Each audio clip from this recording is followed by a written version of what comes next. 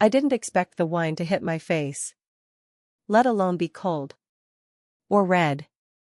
But there I was, soaked, stunned, and standing in the heart of Austin's richest zip code. Eleanor Grayson, dressed like old money and smiling like she owned the world, had just hurled her vintage Cabernet at me like I was a stain on her son's life. And right beside her, Logan, my fiancé of 3 weeks, laughed.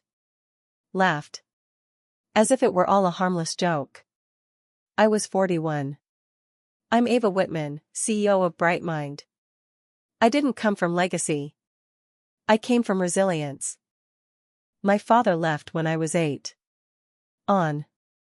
And the next, he was gone. My mother worked nights at a diner and cleaned offices before sunrise.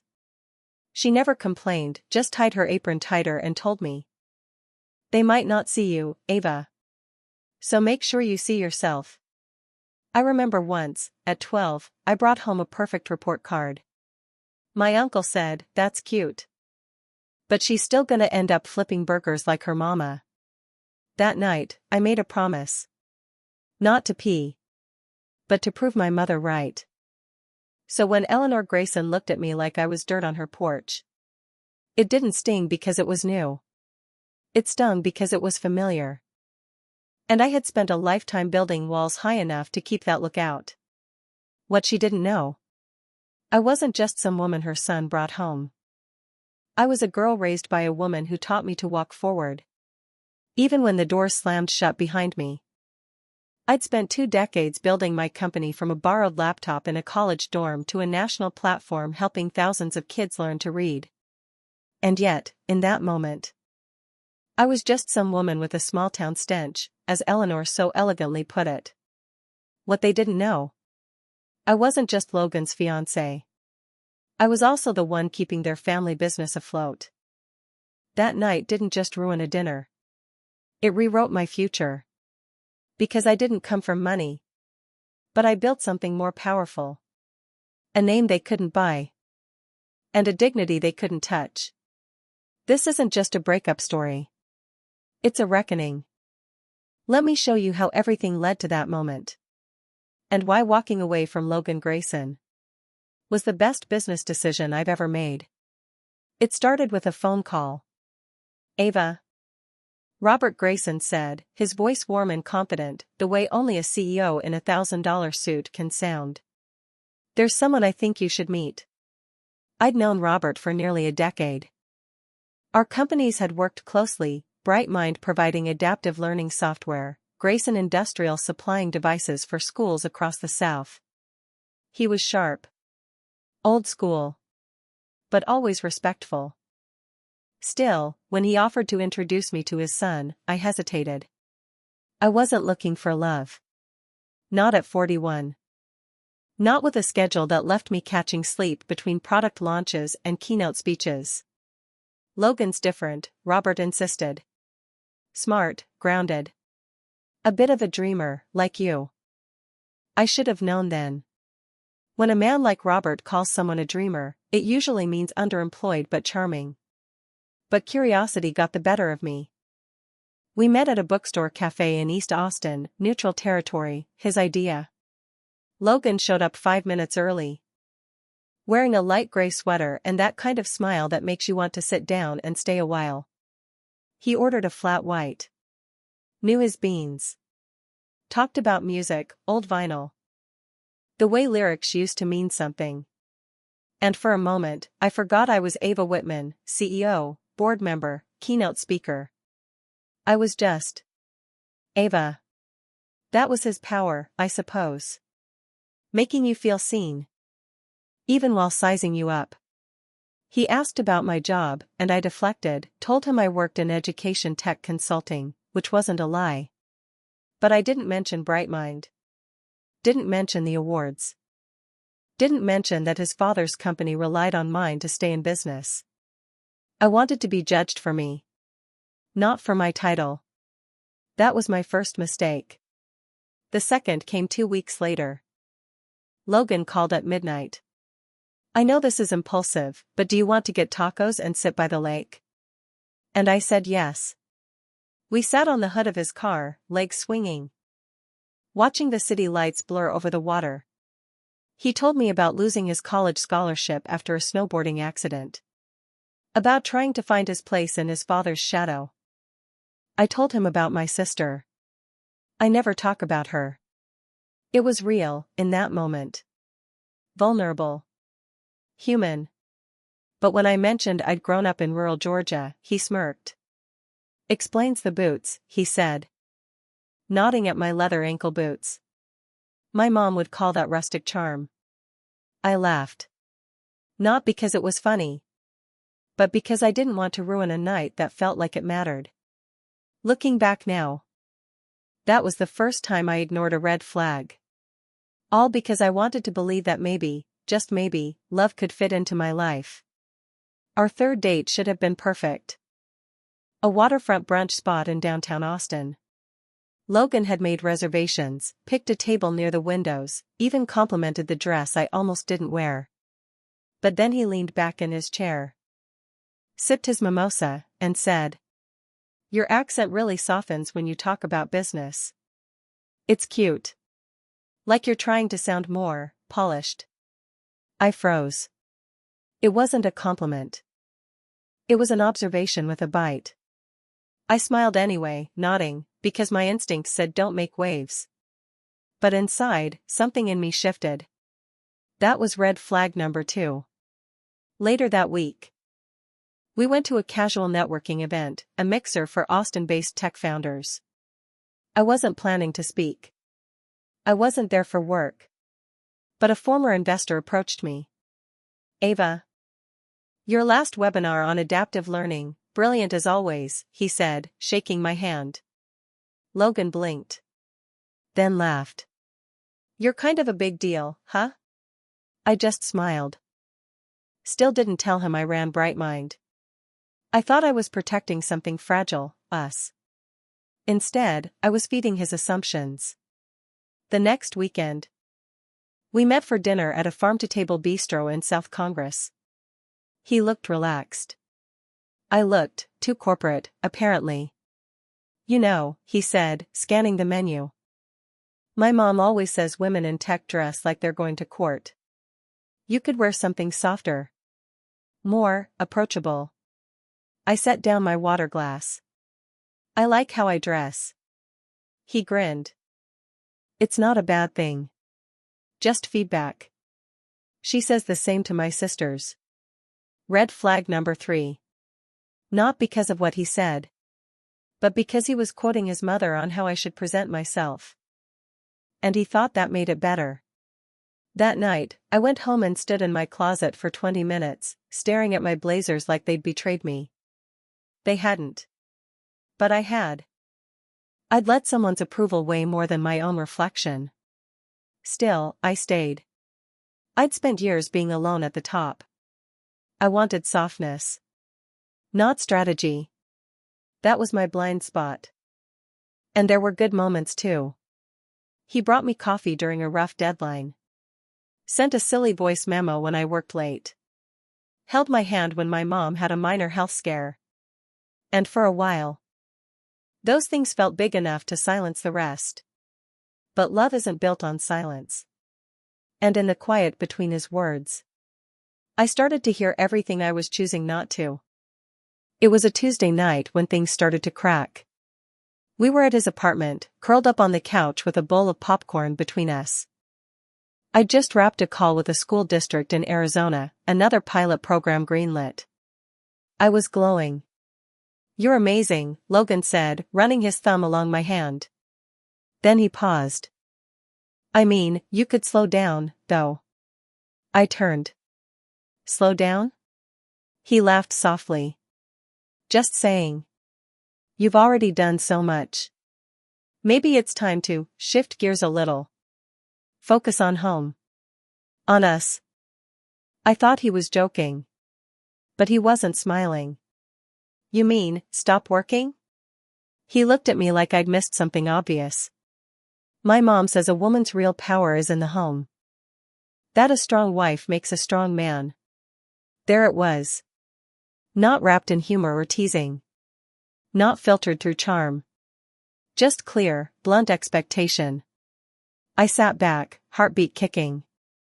I hadn't built bright mind to step aside for someone's version of proper love. I'm not quitting my company, Logan, I said quietly. He raised his hands, defensive.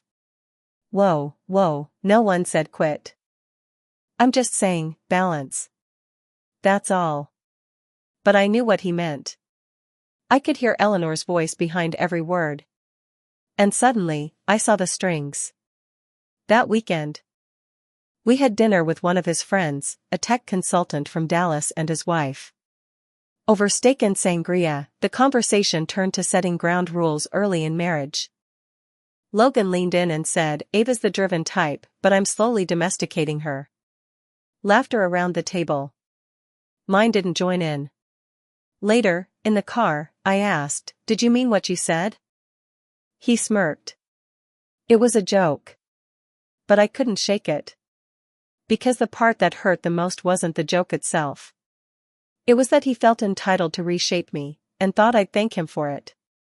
That night, I lay awake, staring at the ceiling. I thought about my younger self, the one who coded in cafes at midnight, who took investor calls during lunch breaks. Who refused to shrink for anyone. Where had she gone? She was still there. Just quiet. Waiting for me to listen. And that's when I knew. If I stayed silent much longer, I wouldn't just lose Logan. I'd lose myself. The invitation came by email. Simple. Elegant. Titled, Dinner with the Graysons, formal attire requested. Logan was jittery all morning. Buttoning and unbuttoning his shirt. Adjusting his cuffs like the wrong fold would collapse the evening. It's just dinner, I said. Not just, he replied. It's my mom. That should have been warning enough. We pulled up to the Grayson estate at sunset, an expanse of limestone and glass nestled into Austin's hillside. The kind of place that whispers money even when it says nothing at all. I'd chosen a navy sheath dress, understated but strong. Paired it with my favorite leather bag from a local artisan, minimalist, no logo. Something that said, I know who I am. Logan looked me over. You look sharp, he said. But not with pride, more like concern. Inside, everything gleamed. Crystal chandeliers. White orchids. Polished floors you could see your reflection in. And at the center of it all, Eleanor Grayson, perched like a queen behind a glass of deep red wine. I smiled and offered my hand. She looked at it. Didn't take it. Didn't speak. Instead, she stood. Lifted her glass. And in one smooth motion, threw the wine straight into my face. Cold. Sticky. Silent. Logan froze. Then laughed. A sharp, nervous bark that sliced through the room. In hindsight, Logan wasn't evil. Just spineless. A man still trapped in the golden cage of approval. Torn between the woman he admired and the mother he couldn't defy. And in that moment, he chose the easier allegiance. The one that had never asked him to grow. There, Eleanor said. Eyes blazing. Now you're clean. You can stop pretending to be one of us. The room spun. Richard Grayson, Logan's father, gasped, Eleanor. But he didn't move. No one did. Except me. I wiped my face with the back of my hand. My heart was pounding, but my voice was steady. You know, I said, locking eyes with her, I came here tonight as Ava. Logan's fiancé. Hoping to become part of this family. I stepped forward. But maybe I forgot who I really am. I reached into my bag and pulled out a folded document, one I'd brought in case this dinner turned business. I had the document drawn up last week, because deep down, I knew this dinner wasn't going to be about family. What none of them knew, however, was that this wasn't just a breakup. 3 weeks earlier, I'd quietly acquired 12% of Grayson Industrial through a shell company, part of an angel investment fund I control. It wasn't illegal. Just strategic. They were desperate for liquidity. And I'd stepped in as a silent partner, faceless, paperwork buried under layers. So when I walked into that dining room, I wasn't just their client. I was part owner. And with the contract termination in hand, I knew exactly what would happen next. Panic in the boardroom. Internal audits. And ultimately, a vote of no confidence. I unfolded it on the table. Facing Richard. "This is our termination of partnership with Grayson Industrial," I said. "Effective immediately." A beat of silence followed. And then I added, just loud enough for the entire room. "For those of you who haven't connected the dots. I'm Ava Whitman, CEO of Brightmind." Someone gasped. A wine glass clinked against a plate. "You mean, the Ava Whitman?" someone whispered. I turned to Logan. His face had gone blank. Pale. "You said you worked in edtech consulting," he stammered. I smiled. "I do. At the company I founded, built, and run." The Graysons had tried to humiliate a woman they thought was beneath them. And instead revealed just how far below me they truly were. "You can't," Eleanor snapped. "I just did." Logan's face contorted. "Wait, what do you mean?" "Terminate what?" "I'm Ava Whitman," I said, turning to him. "CEO of Brightmind. We're your father's largest client. Or, we were." The silence that followed wasn't just shock. It was collapse. Because for years, Brightmind had accounted for over 40% of Grayson Industrial's revenue. I wasn't just Logan's fiancé. I was their lifeline. And now, I was walking away. I picked up my bag, wine-stained and proud. And as I turned toward the door, the last thing I heard was Eleanor's voice. Not commanding. Not smug. But stunned. "Wait." But I didn't. I kept walking. With every step, I felt lighter. Freer. And more myself than I had in months. Because I wasn't built to be anyone's version of small. And I certainly wasn't built to belong to a family that only values women who stay quiet. The emails started that night. First from Richard. Then the CFO. Then legal. Each one more desperate than the last. Requesting renegotiations, asking for clarification, offering solutions. Begging, really. But I didn't reply. Because it wasn't about contracts anymore. It was about clarity. About seeing people for who they are, and choosing not to stay blind. By the end of the week, the news broke. Brightmind ends multi-million-dollar partnership with Grayson Industrial. Shareholders panicked. Stocks dipped. Richard stepped down by the following quarter. The company was hemorrhaging talent, engineers, operations leads, entire project teams, jumping ship like they'd just spotted fire on the deck. Because they had. I watched it unfold from my office window in downtown Austin, a view overlooking the city I'd helped shape in my own quiet way. I didn't feel victorious. I felt at peace. Logan tried reaching out once. Just once. A text. I didn't know. "I swear. Please, can we talk?" I didn't reply.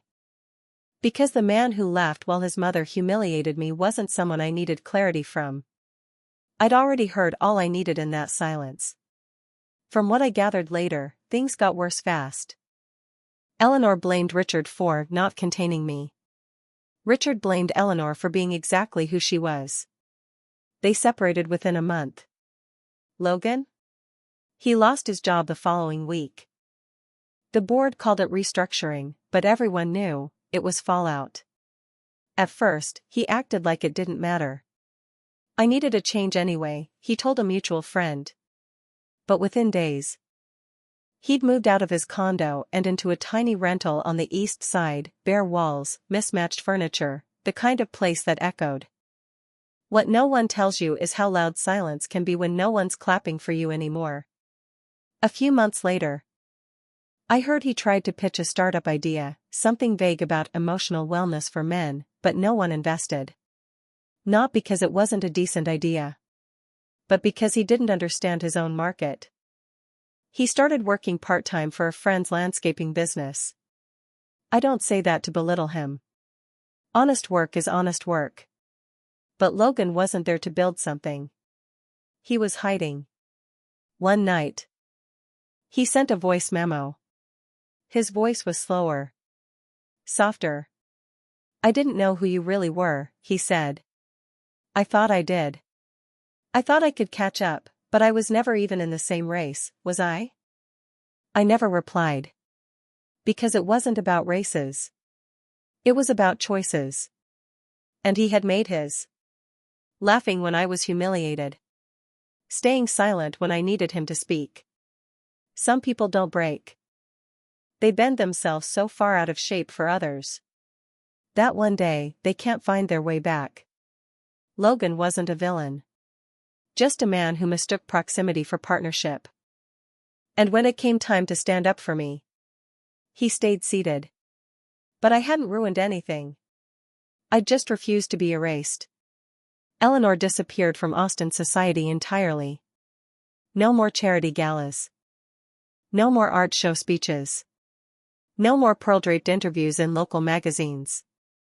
Her reputation fell not because of what she did to me, but because everyone knew she'd always believed women like me didn't belong.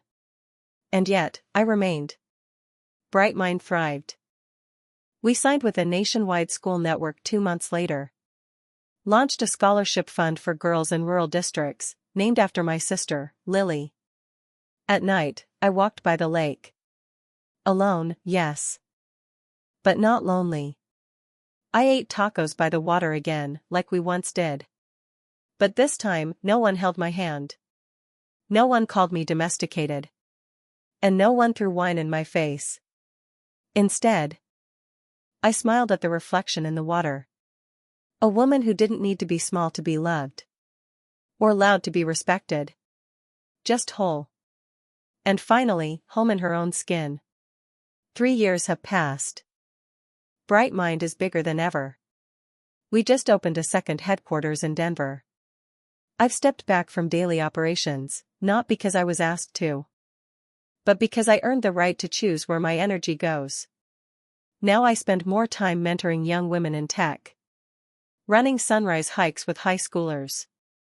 Teaching girls how to pitch ideas.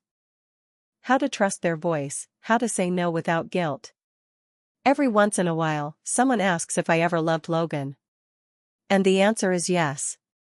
I loved who I thought he could be. But not who he actually was. I get letters sometimes. From teachers using our software. From mothers saying their daughters want to be the next Ava Whitman. And last winter, I got one from Richard Grayson. Handwritten. Ava, I owe you more than an apology. You didn't destroy us. You simply chose yourself. Something I never taught my son to do. I read it once. Folded it carefully. And tucked it away, not out of sentimentality, but out of respect. Not for them. For the woman I became through the wreckage they tried to leave me in. A few weeks later, during a mentorship workshop, a high school girl, barely 16, raised her hand and asked, "Ms. Whitman, do you ever regret leaving someone you once loved?" I smiled. Walked to the board. And wrote, "Regret is when you stay and forget who you are." The room was silent. But in their silence, I heard something stronger than applause. I heard recognition. Because every girl in that room knew. Being brave isn't always loud. Sometimes, it's just saying, "No." I remember myself. Because that's what no one tells you. Sometimes walking away isn't dramatic. It's quiet. Resolute. And far more powerful than revenge. I didn't scream. Didn't throw a single thing back. I just let go. And when I did, everything that wasn't real crumbled on its own. These days, I live in a townhouse with floor-to-ceiling windows and a bookshelf I built myself. I cook. I code. I climb cliffs every Saturday. And I wake up grateful. Not because life is easy, but because it's mine. Love might come again. Or it might not. Either way, I'm whole. So if you're watching this and you've ever been told you're too loud, too ambitious, too much, let me be clear. You are not too much. You were just standing in a room too small. And it's okay to leave.